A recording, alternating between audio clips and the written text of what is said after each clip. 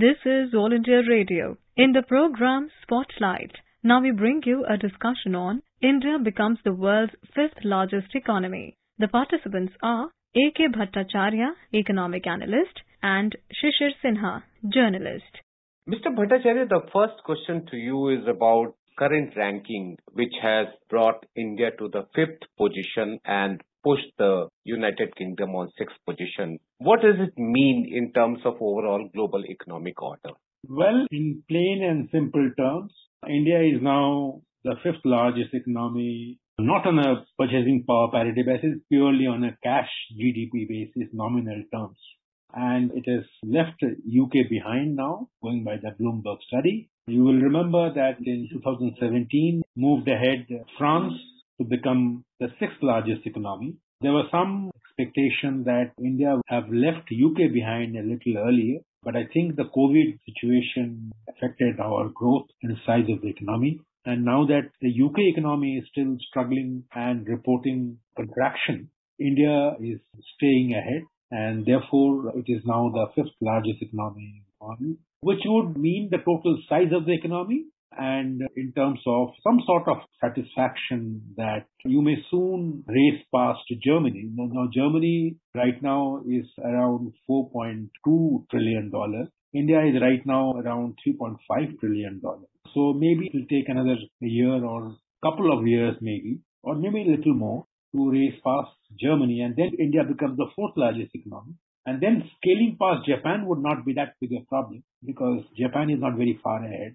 So in the next maybe 5 or 6 years, if we continue to grow at the current pace, which is itself is under debate, India may well become the third largest economy in the world. So therefore, it is a trajectory that you get to see from this announcement that India has become the fifth largest economy. This particular study has come days after when GDP number for the first quarter was announced, and it was 13.5%. And on the basis of that, many of the agencies, whether we talk about SBI, Research One, or Moody's, they cut the forecast for the year as a whole. How do you see this kind of contrast picture? On the one hand, we are seeing that we have moved one notch up, and on the other hand, we are seeing some kind of revision of growth forecast for the whole fiscal. There is no doubt that growth scenario that we look ahead is going to be a challenging scenario because of a variety of factors.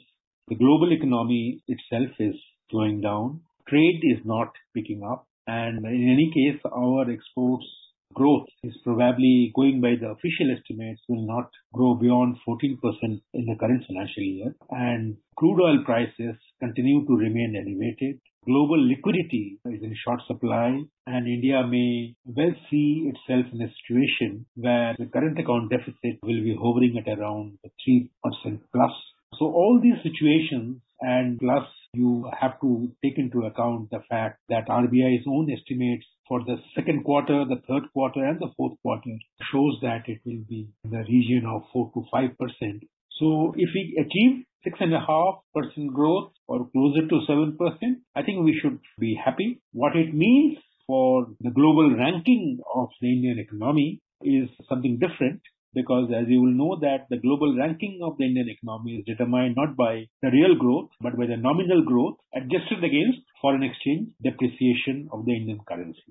So Indian currency has depreciated a bit, to around now 79 rupees a dollar. It was at the start of the year, it was something around 75 or so. But then the first quarter, to which you are referring to, the nominal economy has grown by 26%.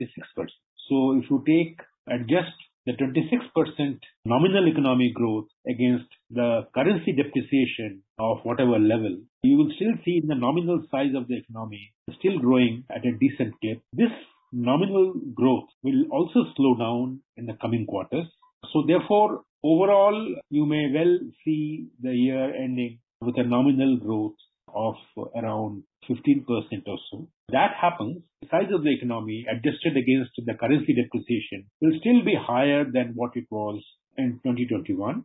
My next question was about the inflation only, because the one challenge which all the economies, whether we talk about US, whether we talk about UK, whether we talk about Germany, Japan, or any other economy, the inflation is really posing a big challenge.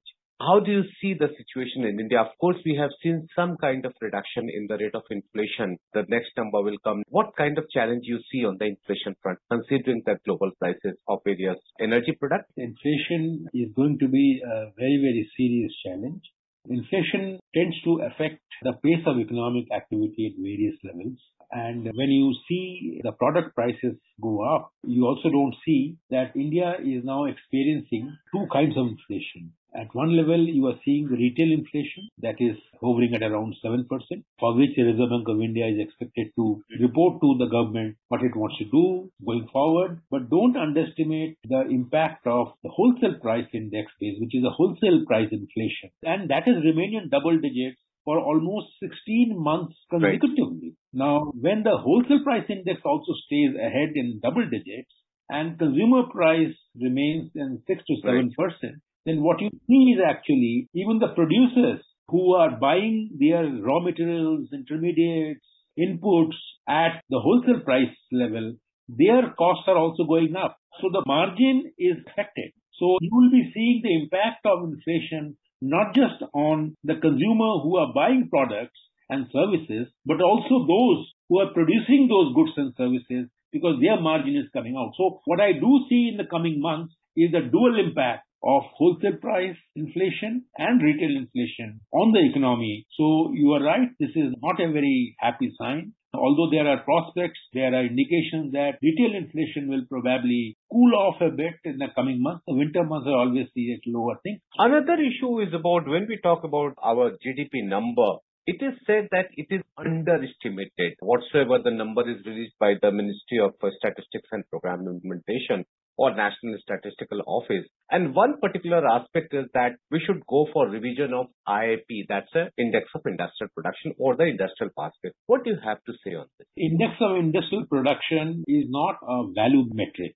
Index of Industrial Production is a volume matrix in a sense that when you look at the IIP, you don't get the value number, you get the volume number, which is what is captured through the use of inflation adjusted prices, and then it is used for calculating the GDP data. But the latest rounds of GDP numbers are also relying a lot on tax collection data, also on the Ministry for Corporate Affairs return data. Since the current round of GDP data 2011-12, they were revised, GDP numbers have, I would say, the numbers have become far more representative. There is still a lot of estimation that goes on, and there is always scope for revising and strengthening the quality of data that goes into the making of the overall size of the economy and the GDP number. But I think what is right now needed is not to go in for any quick job by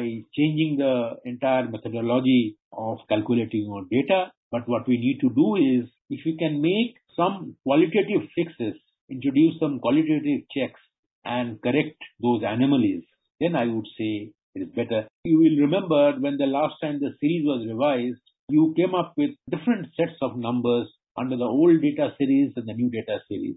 So I don't think creating another series at this point in time will be a good idea, because it will only confuse people of what has been the real state of the economy. So yes, you must plug those weaknesses, you must plug those gaps in the data series, but bring about those changes in a manner that they don't become completely disruptive to the way of understanding the state of the economy. Sir, one issue which is also posing some kind of challenge, that is the slowdown in Chinese economy. How do you see its impact on Indian economy? To the extent that import from China is still one of the big items in our import basket. They account for a good chunk of our imports. But if the Chinese economy slows down, it will definitely impact the global economy, because China is the second largest economy in the world, is also hugely trade dependent. I would say the Chinese growing at 0.4% in April to June period of this year is bad news for the world economy. If it is bad news for the world economy, global demand will also be adversely impacted. And India's hope that it can ride on higher exports. And remember, exports are a very, very important element in the economic growth engine of any country.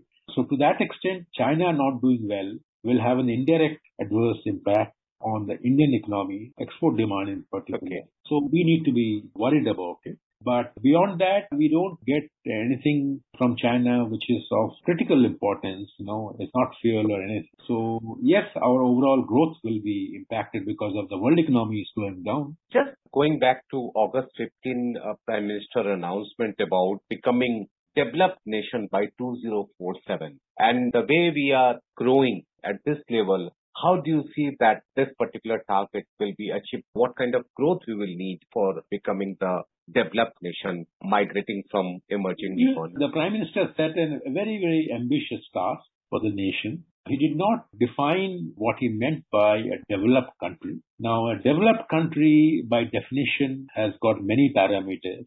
It has got a per capita income element. It has got an element of overall size of the economy, yet an element of what is the infrastructure level. So I think if you look at the OECD definition of a developed economy, achieving that goal in 2047 will be a hugely ambitious task. I think it is an aspirational goal that the Prime Minister has set, and it will require a lot of effort on the part of the policymakers to raise the Indian economy, particularly the per capita income. Per capita income right now, we are a low middle income country right now. So if you want to be a developed economy per capita income are in the range of anywhere around $20,000 per capita income. And we are nowhere near that. We are somewhere around $2,000 per capita income. So I think we have a tough task ahead if we have to come closer to the target of being a developed economy in 2040. And what kind of 2 or 3 basic policy measures which you think is required to achieve a very high growth rate? Because if I understand correctly, from now to 2047, when we talk about migrating from emerging economy or developing economy to a developed nation, we will need a growth rate of 7% per annum on a regular basis. So what kind of 2-3 things which you particularly feel that is required to achieve this kind of Since you mentioned 3 growth imperatives, I would say that we have to pay more attention to our education and the skilling sector. And the education and skilling sector are critically important, not only for increasing and enhancing productivity in the manufacturing and the services sector, but also in taking the surplus workers being used in agriculture and making agriculture even more productive and more profitable. So therefore, it is important to make sure that our education sector becomes more vibrant, there is dropout rate comes down, more women come into the education and complete their education so that they can help become part of the workforce. Right now, as you know, that the workforce participation for the whole India is less than 40%, and within that, the women's works participation is around 20%. So therefore, it is one critical element would be how do you make sure Indians get skilled and get educated at a pace that is rapid. Number 2 would be that how do you make sure that our health parameters, and that is connected with the availability of water, clean water, potable water, they are taken care of. That is number 2. And number 3, that we need to create global linkages in our economic activities. We have opened up in terms of foreign investment and foreign institutional investment, but we seem to be moving in a direction where we are shutting ourselves off from linkages with global supply chains. And that will not happen if we keep raising our tariffs, which we have done in the last few years. So therefore, it is time to take a fresh look at what kind of tariff policies that we need to adopt, and keeping in mind the need to connect Indian industry to global supply chains to sustain exports. Thank you, Mr. Bhattacharya, for talking to us. Thank you. You are listening to a discussion on India becomes the world's 5th largest economy. The participants were A.K. Bhattacharya, economic analyst, and Shishir Sinha, journalist. This program was produced and presented by the News Services Division of All India Radio. You can listen to it on our mobile app News on AIR. This program is also available on our YouTube channel News on AIR Official. You may email your opinion about this program at airnsdtalks@gmail.com.